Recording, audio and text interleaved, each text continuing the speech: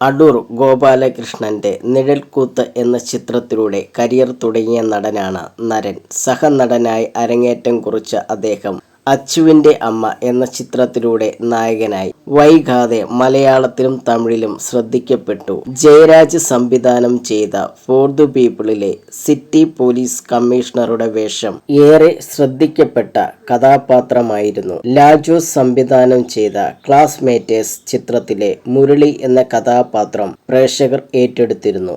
നരൻ എന്ന നടന്റെ താരമൂല്യം ഉയർത്തിയ ചിത്രം കൂടിയായിരുന്നു ക്ലാസ്മേറ്റേഴ്സ്. ഇപ്പോൾ തനിക്ക് ചെയ്യാൻ കഴിയാതെ പോയ സിനിമയെക്കുറിച്ച് സംസാരിക്കുകയാണ് നടൻ.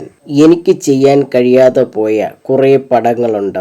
ഒരു 10-13ഓളം സിനിമകൾ ഉൾപ്പെടും. സിനിമ ഹിറ്റായതിനു ശേഷം മറ്റു പല കാരണങ്ങൾ കൊണ്ട് ചെയ്യാൻ കഴിയാതെ പോയതാണ്. പടം മിസ് ചെയ്യുമ്പോൾ തന്നെ അറിയാം അതൊരു ഹിറ്റാകുമെന്ന്.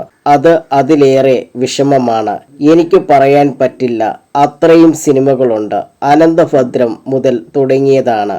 അങ്ങനെ കുറേ സിനിമകളുണ്ട്. അതുപോലെ എനിക്ക് 1-2 പടങ്ങൾ ചെയ്യാതിരുന്നാൽ നന്നായിരുന്നുവെന്നും തോന്നിയിട്ടുണ്ട്, നരൻ പറഞ്ഞു.